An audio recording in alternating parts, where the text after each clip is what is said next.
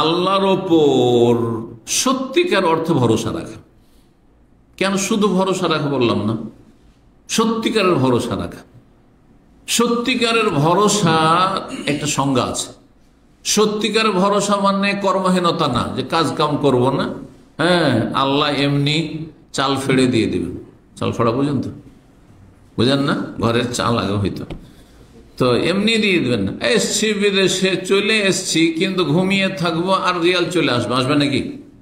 কর্মহীনতা কোনোদিন রুজি নিয়ে আসবে না? কর্মঠ হইতে হবে, কাজ করতে হবে। তাহলে হ্যাঁ, আপনি চাকরি করার মতো লোক হলে চাকরি তলাশ করতে হবে। আচ্ছা, চাকরি যেমন পাওয়া যাচ্ছে, যেমন ডিমান্ড, সেরকম কাজ শিখতে হবে আপনাকে।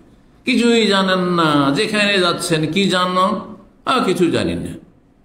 তাহলে যেমন অবস্থা তেমন ব্যবস্থা। আপনার যেমন আপনার অবস্থা, যোগ্যতার অবস্থা, তেমন আপনার চাকরির ব্যবস্থা হবে। জি, তো কি বলছিলাম, সত্যিকারের তাওয়াক্কুল মানে কর্মহীনতা না। হ্যাঁ, অকেজ হয়ে বসে থাকবেন না, কর্মঠ মেহনতি হইতে হবে। আর মেহনতি মানে মেহনত করলেই যে আমি একবারে অনেক সুখী হয়ে যাব এইটাও না, কিন্তু এটাও তাওয়াক্কুল পরিপন্থী। মেহনত করে কি করতে হবে? অন্তরের আস্থা ভরসা গভীরভাবে আল্লাহর রাখতে হবে। আল্লাহ যতটা দেবেন ততটাই পাবো, কিন্তু আমাকে কর্ম করতে হবে, তাই কর্ম অবশ্যই করছি, কর্ম ছাড়বো না। আর আল্লাহর উপর ভরসাতেও কোনো কমতি নেই। ভরসা অন্তরের, অন্তরের ভরসা, এবং সেটা আপনার কথা কাজে তার বহিঃপ্রকাশ ঘটবে, প্রমাণিত হবে, কিন্তু আপনাকে কাজ করতে হবে, কাজ করতে হবে। এটা হচ্ছে সত্যিকারের ভরসা। এর বিপরীত যদি কাজ না করেন আর আল্লাহ ভরসা, সব সময় দোয়া কালামে লেগে থাকেন, খেতে পাবেন না? না, মোটেই না। নবী সাল্লাল্লাহু আলাইহি ওয়াসাল্লাম প্রচন্ড ক্ষুধার্ত হয়েছেন, রোদের সময় দুপুর বেলায়, তখন বেরিয়ে গেছেন, আনসারীর বাগানে গেছেন, তো যেতে হয়েছে। তারপরে নবী সাল্লাল্লাহু আলাইহি ওয়াসাল্লামের বদর, ওহদ, খন্দক, যতগুলি যুদ্ধ, আল্লাহ ভরসা, মদিনা এই গর্ত খনন করে ঘেরাও করব না, আল্লাহ কাফেরদের প্রতিহত করবেন। করেছেন নাকি? না, নবী সাল্লাল্লাহু আলাইহি ওয়াসাল্লাম সাহাবায়ে কেরামদেরকে নিয়ে পরীক্ষা খনন করেছেন, গর্ত খনন করে মদিনা ঘেরার ব্যবস্থা করেছেন, যাতে কাফেররা ঢুকে না যেতে পারে বাড়িতে বাড়িতে। আরে মেহনত করতে হয়, কঠিন পরিশ্রম করেছেন, কঠোর পরিশ্রম করেছেন। পরিশ্রম করে আল্লাহর ভরসা, ভরসার প্রমাণ শোনেন। নবী সাল্লাল্লাহু আলাইহি ওয়াসাল্লাম মক্কার কাফেরদের সামনে থেকে যখন হিজরত করেছিলেন, দিনের বেলা বেরিয়েছেন নাকি? যে বেরিয়ে যাবো দিনে তাদের সামনে, কে কি করছে দেখছি, করেছেন? হ্যাঁ হ্যাঁ, বাঁচাই আল্লাহ, হ্যাঁ কি বলে, মারে কে, এই করে দিনের বেলা বেরিয়েছেন। কখন বেরিয়েছেন? রাতের অন্ধকারে। আচ্ছা, বেরিয়েছেন তো মদিনা হচ্ছে মক্কা থেকে উত্তর দিকে, কিন্তু নবী সাল্লাল্লাহু আলাইহি ওয়াসাল্লাম প্রথম বেরিয়ে দক্ষিণ দিয়ে গেছেন। কেন? যাতে তো আল্লাহ সেটা কম হয়। আচ্ছা, বেরিয়ে সাথে সাথে কেন মদিনার রাস্তায় টান দিলেন না? 3 দিন ধরে সৌর পাহাড়ের গুহায় দক্ষিণ দিয়ে গিয়ে থাকেন, মদিনা মক্কার দক্ষিণ দিয়ে গিয়ে থাকছেন, উল্টো দিকে, আমাদের দিকে সৌর পাহাড়। যারা সৌর পাহাড় দেখতে গেছেন বা সৌর পাহাড় গুহা দেখতে গেছেন, দক্ষিণ দিকে, উল্টো দিকে যাচ্ছেন, আবার 3 দিন ধরে সেখানে থাকছেন। কেন? যাতে করে তলাশ করতে করতে তারা দেখে আর পাবো না, চলে গেছে, হ্যাঁ হাতের নাগাল থেকে ছুটে গেছে। যখন তল্লাশি কমে যাবে তখন রাস্তা একটু কিনলে তখন বেরোবো। চিন্তা করেছেন? এক একটি কথা চিন্তা করুন। আচ্ছা, তারপরেও 3 দিন পরেও, হ্যাঁ 3 দিনের মধ্যে ওই মক্কার কাফেররা তলাশ করতে করতে গুহার চারপাশে পৌঁছেই গেছে, আর ঘোরাঘুরি করছে। শুধু এইভাবে দেখছেন না, নিচে গুহায় চারিদিকে আশেপাশে ঘোরাঘুরি করছে, তাদের কথাবার্তা শুনতে পাচ্ছেন না। আবু বকর সিদ্দিক রাদিয়াল্লাহু তাআলা আনহু, আবু বকর সিদ্দিক রাদিয়াল্লাহু তাআলা বলছেন, ইয়া রাসূলুল্লাহ লাউ আন্না আহাদাহুম নাজারা তাহতা কাদমাই, তাদের কেউ যদি একটু পায়ের তলার দিকে, নিজের পায়ের নিচের দিকে এইভাবে একটু দেখে, লাভ সারানা, তাহলে তো আমাদেরকে দেখে ফেলবে, আর দেখলে তো আমাদেরকে জবাই করে ফেলবে। আল্লাহু আকবার! চিন্তা করুন আপনি। তাহলে বিচলিত হয়েছেন আবু বকর সিদ্দিক রাদিয়াল্লাহু, বিব্রত হয়েছেন, উদ্বিগ্ন হয়েছেন, পেরেশান হয়েছেন রাসূলুল্লাহ সাল্লাল্লাহু আলাইহি ওয়াসাল্লামের জীবনকে নিয়ে। প্রথমে নিজের জীবনকে নয়, কারণ নিজের জীবনকে কোরবানি করার সব প্রস্তুত আবু বকর সিদ্দিক রাদিয়াল্লাহু তাআলা। কি হবে তাহলে? রসুলকে আমরা হারিয়ে দেব, তাহলে ইসলামের কি হবে? ইসলাম মুছে যাবে আল্লাহর জমিন থেকে, আল্লাহর দ্বীন তাওহীদ মুছে যাবে, আল্লাহর ইবাদত বন্দেগী করার কোন লোক থাকবে না। সুবহানাল্লাহ। এই করুণ পরিস্থিতিতে, কত জটিল পরিস্থিতি চিন্তা করুন, একটু এদিকে তাকাইলে তো পেয়ে যায়। ভয়াবহ অবস্থা, কিয়ামতের মতো অবস্থা। রাসূলুল্লাহ কি বলছেন? ইয়া আবু বকর, আবু বকর, মা জান্নাকা বিইসনাইনি আল্লাহু সালিসুহুমা, তুমি সেই দুই ব্যক্তি সম্পর্কে কি চিন্তা করছো যাদের তৃতীয় আল্লাহর উপরে স্বয়ং রয়েছেন। আল্লাহকে এত পছন্দ লেগেছে নবী সাল্লাল্লাহু আলাইহি ওয়াসাল্লামের এই আল্লাহ ভরসা, আল্লাহর উপর আস্থা ভরসা, এই কথাটি যে সূরা তাওবাতে আল্লাহ কোরআনের আয়াতে নাযিল করেছেন। সানিয়াস নাইন, দুইজনের দ্বিতীয় ছিল রাসূলুল্লাহ সাল্লাল্লাহু আলাইহি ওয়াসাল্লাম আর একজন আবু বকর। ইয হুমা ফিল গার, যখন উভয় ছিলেন সেই গুহায়, আত্মগোপন করে লুকিয়েছিলেন। ইয ইয়াকুলু লিসাহিবিহি, এবং নিজ সঙ্গী আবু বকরকে বলছিলেন, লা তাহজান, চিন্তা করিও না তুমি। কেন চিন্তা করছো তুমি? ইন্নাল্লাহা মা'ানা, আল্লাহ আমাদের সাথে আছে, আল্লাহ সাথে আছেন। তাহলে সমস্ত রকমের কর্ম, চেষ্টা আর কৌশল অবলম্বন করে তারপরে যখন আর কিছু আমাদের করার নেই, আর কোনো করার ক্ষমতা নেই, এইখানে দেখতে তারা পাবে না পাবে না, এটা একমাত্র আল্লাহর হাতে। চলে এসছে একবার এখানে, আল্লাহ আমাদের সাথে আছে, এর নাম আল্লাহর ভরসা, এর নাম আল্লাহ ভরসা। মূসা আলাইহিস সালাম আল্লাহ ভরসা, দেখুন, চিন্তা করে দেখুন। মূসা আলাইহিস সালাম রাতের অন্ধকারে বেরিয়েছেন, ভোর রাত্রে, কারণ ভোর রাতের সবাই ঘুমায়। আরে প্রথম রাতে অনেকে জেগে থাকে, কিন্তু ভোর রাতে ফজরের আগেখানে, ভোরের আগেখানে প্রায় সবাইকে ঘুম আসে, ঘুম চাপে, ঘুম চাপার সময় যখন গভীর ঘুমে ঘুমাচ্ছে সে মিশরের কাফের কিপ্তি আপনার ফেরাউন এবং ফেরাউনের সেনাবাহিনীরা, তখন নিজের বংশধরকে নিয়ে বেরোচ্ছেন, চুপচাপ বেরো, তাড়াতাড়ি বেরিয়ে যাও।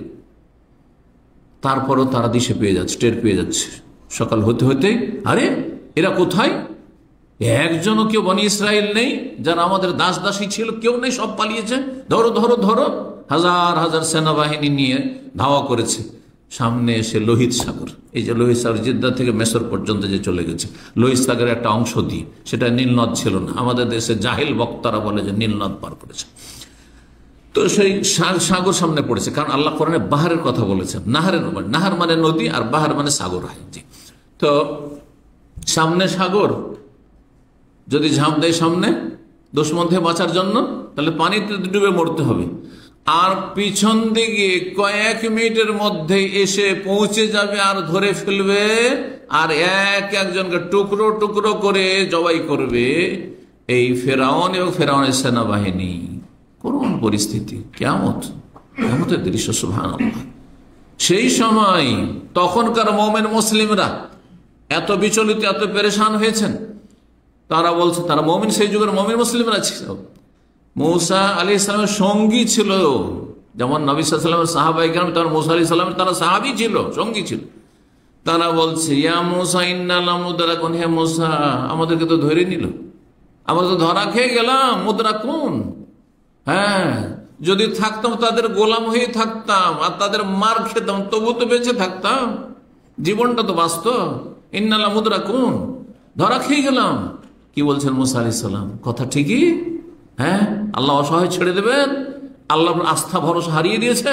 না, বলছেন কাল্লা, কোশ্চেন কালেও না, হতেই পারে না, হতেই পারে না যে আমাদেরকে ধরে নিবে, হতেই পারে না যে আমরা ধরা খেয়ে যাব। ইন্না মাইয়া রব্বি সাইহাদি, নিশ্চয় আমার সাথে আমার রব রয়েছেন, আল্লাহ রয়েছেন, তিনি শীঘ্রই আমাদেরকে রাস্তা দেখান কোন দিকে যেতে হবে। সামনে সাগর পানি আর পেছনে সেনাবাহিনী, জালেম কাফেরদের, আমরা কোন দিকে যাব আল্লাহই বলবেন কোন দিকে। সাথে সাথে ওহী নাযিল হচ্ছে মূসা আলাইহিস সালামের উপর, আনিজরে বেআসাকাল বাহর, সাগরে লাঠির বাড়ি মারো, তোমার জন্য রাস্তা হয়ে যাবে, আর দুই দিকে পাহাড়ের মতো সেই পানি থেমে যাবে, আর সেখান দিয়ে তোমরা পার হয়ে চলে যাবে।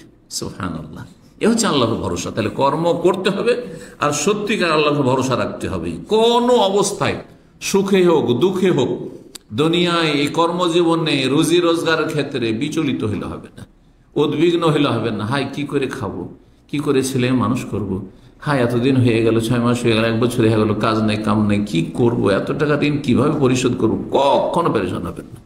রব আছেন যে রিজিকের দায়িত্ব নিয়েছেন। হয়তো পরীক্ষা হচ্ছে বিলম্বের মাধ্যমে, কিন্তু আল্লাহ রাব্বুল আলামিন এই পরীক্ষায় যদি আপনি চেষ্টা করেন তো আপনি উত্তীর্ণ হইতে পারবেন। জি,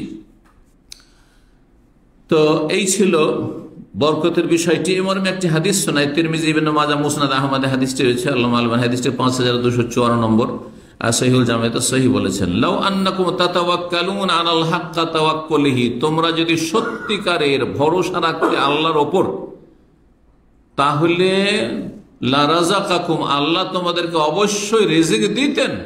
কামা ইয়ারযুকুত তাইর, যেমন পাখিকে আল্লাহ খেতে দেন, রিজিক দেন, আহার দেন।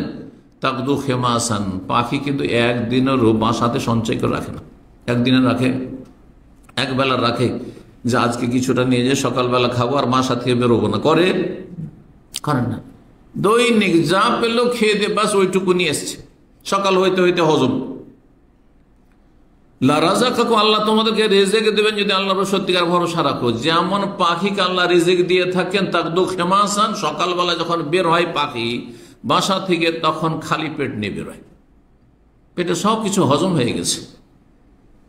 অতারুও বেতানা, সন্ধ্যাবেলা যখন পাখি ফিরে আসে বাসায় তখন পেট পুরে, পেট ভর্তি করে, বেতানার বাতান থেকে পেট ভর্তি করে, হ্যাঁ, গজগজ করছে দানা। কোনো পাখিকে, মুরগিকে ধরে দেখবেন যে গজগজ করছে দানাতে। আল্লাহ তো রিজিক দিয়েছে, কিন্তু মানুষ এত অধৈর্য, হ্যাঁ, মানুষ এত তাড়াহুড়া করে যে প্রতিটি মানুষের কাছে অন্তত 1 মাস, 2 মাস, 4 মাস, 6 মাস খেতে পারবে, অনেকে বছর করে সারা জীবন বসে বসে খেতে পারবে।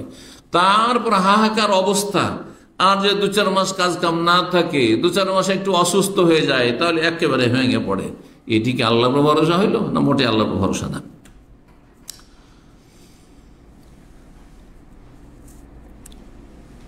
রিজিক আকাশে রয়েছে। কোথায় রয়েছে? আকাশে রয়েছে।